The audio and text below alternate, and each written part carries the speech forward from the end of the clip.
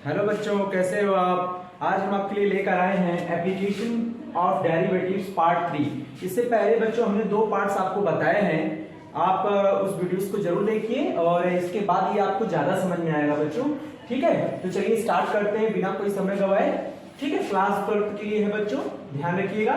Increasing and decreasing function, यानी कि वर्तमान और हायस्मान फलन के लिए हमको ये सब पढ़ना है बच्चों।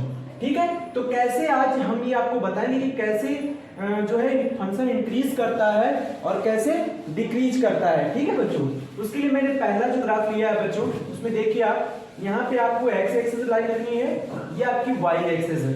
ठीक है बच्चों, उसके बाद आपको ये पता है कि y किसके इक्वल होता है हमेशा बच्चों, fx के इक्वल होता है। किसके इक्वल होता है, fx के इक्वल होता है। तो यानी y in terms of x में होता है बच्चों। किस टर्म्स में होता है, x के टर्म्स में होता है। तो हमने क्या किया, हमने कोई 2 इंटरवल ले लिए बच्चों, फॉर ऑल मतलब x1 और x2 के सभी मानों के लिए हम i से इसको क्या करते हैं, बिलोंग करा देते हैं, क्योंकि ये जो इंटरवल्स है वो i से, यानी i मतलब क्या होगा, इंटीजर नंबर भी आप मान सकते हो। देन हम ये भी कह सकते हैं कि ये कोई 2 इंटरवल है हमारे पास। ठीक है, तो जो 2 हमारे पास, आपके पास जो 2 इंटरवल हैं उनको हमने क्या किया है, इस जो क्वाड्रेंट है इस पर हमने शो किया हुआ है बच्चों। तो देखिए एक्स एक्सिस और ये क्या है, वाई एक्सिस। हमने क्या किया, हमने जब इसका कर्व खींचा, ठीक है बच्चों, स्ट्रिक्टली इंक्रीजिंग का मतलब क्या होता है, स्ट्रिक्टली इंक्रीजिंग का मतलब जब कर्व लगातार इंक्रीज कर रहा हो, कहीं भी डाउन ना हो रहा हो। ठीक है बच्चों, और नहीं कहीं कट हो रहा हो, आपको सीधा लेके चला जाता हो, तो ये मतलब होता है इंक्रीज का। देखिए बच्चों यहाँ पे फंक्शन क्या कर रहा है, इंक्रीज कर रहा है। तो कैसे इंक्रीज कर रहा है हम इसको समझने की कोशिश करेंगे। देखिए ये लाइन तो x की होती है, तो यानी कहने का मतलब मान लीजिए x1 कोई, मान लीजिए 2 है, तो x1 2 है, तो आप 2 को ऐसे खींचते हैं ना, x की लाइन y के पैरेलल खींची जाती है, तो ये 2 हो गया, यानी x1 हो गया। और दूसरी जो लाइन हमने खींचनी, मान लीजिए 3 हमें खींचना है, 3 लेना है, तो आप x2 की जगह 3 मान लीजिए, तो 3 की लाइन y के पैरेलल खींच देंगे। तो बच्चों हमें करना क्या होगा, अब फिर हम कंपैरिजन करेंगे कि उस कंडीशन में हमारा जो y होता है बच्चों वो किसके इक्वल होता है, fx की, यानी y फंक्शन का काम करता है, और x1 और x2 हमारे इंटरवल्स हैं जो कि हमारे x एक्सिस पर कट करते हैं y के पैरेलल। तो देन हमें क्या करना है, देखना है x1 इंटरवल हमारा क्या कर रहा है, कौन सा फंक्शन क्रिएट कर रहा है, fx1। इसी के x1 पॉइंट रखने से आपको y पर कौन सा पॉइंट मिल रहा है, fx है, तो आप x की जगह x1 लगा देंगे बच्चों। ये देखिए fx1 हो गया। फिर आप क्या करेंगे, इस पॉइंट को देखिए x2 की लाइन ऐसे ड्रॉ किया, यहाँ पे कट किया पॉइंट को, इसी को इससे ज्वाइन कर दिया y की लाइन को, तो ये हो गया हमारा fx2 बच्चों। क्या हो गया, x की जगह हम रख देंगे x2, तो fx2 हो गया। तो हमने देखा कि x1 की जब दूरी x से ऑरिजिन से बढ़ रही है, देखिए x1 यहाँ तक आ रहा है, उसके बाद x2 यहाँ से यहाँ तक आ रहा है, तो आप देखिए फंक्शन कैसे इंक्रीज कर रहा है। x1 यहाँ से यहाँ होने पर फंक्शन आपका यहाँ तक रहता है fx1, जैसे ही x2 तक जाते हैं फंक्शन आपका यहाँ पे हो जाता है। यानी कहने का मतलब x1 से x2 क्या है, बड़ा है, x2 बड़ा है, तो हम यहाँ लिखे हैं x1 less than x2। x1 less than x2 का मतलब कि x1 छोटा है x2 से, यानी x2 की डिस्टेंस ज्यादा है। उस कंडीशन में फंक्शन की डिस्टेंस किसकी ज्यादा होगी, fx2 की, तो हम लिखेंगे fx1 लेस देन fx2 बच्चों। तो ये आपको क्लियर समझ में आ गया। उसके बाद हमें ध्यान रखना है ये फंक्शन कैसा है, स्ट्रिक्टली इंक्रीजिंग है, लगातार कर्व क्या हो रहा है, बढ़ रहा है बच्चों। ठीक है, तो पहली कंडीशन आपकी हो गई। फिर दूसरे में जाते हैं बच्चों, इंक्रीजिंग फंक्शन।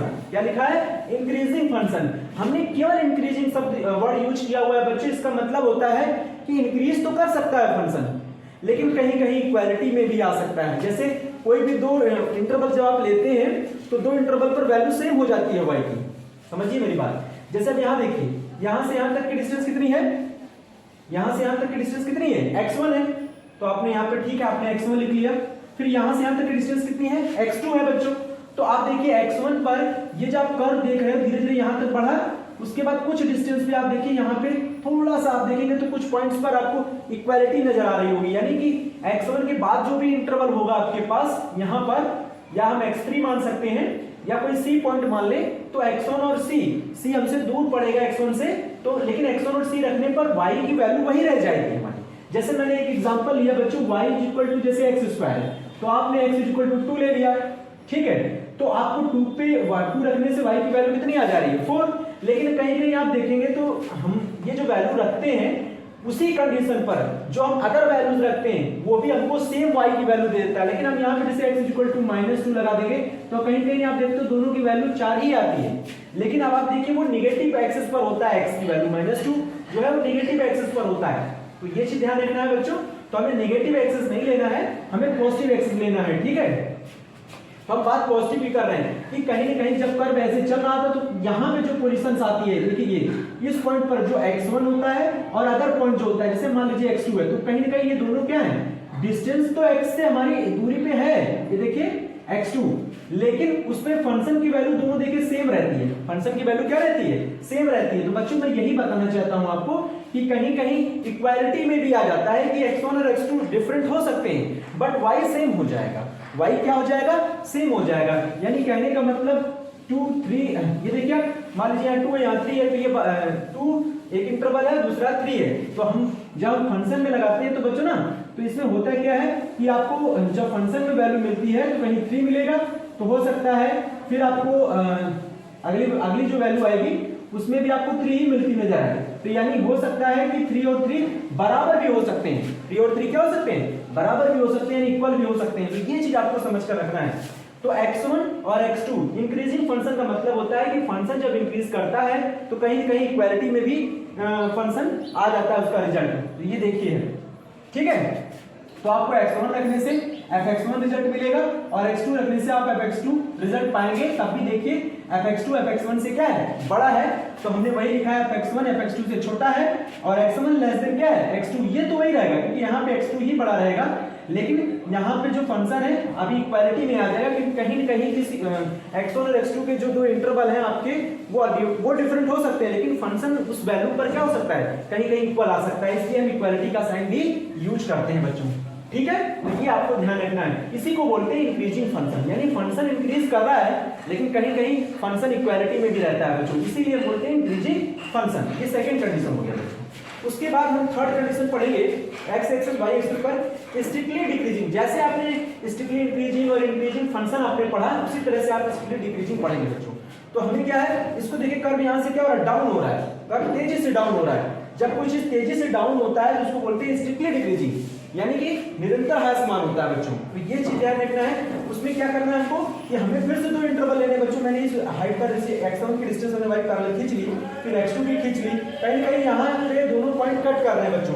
तो देखिए जब आपने x1 रखा, यहाँ से दूरी x1 रहा, तब फंक्शन क्या हो गया fx1, क्योंकि यहाँ x1 लगाया जाएगा। फिर जब आप यहाँ से यहाँ तक x2 रखिए तो फंक्शन आपकी क्या होगी बच्चों, fx2। तो देखिए पहले fx2 आ जा रहा है, बाद में fx1 आ रहा है, यानी कहने का मतलब x1 लेस देन x2। दूरी के हिसाब से ये अभी बड़ा है, लेकिन बच्चों fx1 की वैल्यू जो हो गई fx2 से बड़ी हो गई। देखिए fx1 is greater than of fx2, fx1 की हाइट ज्यादा हो गई, ठीक है बच्चों।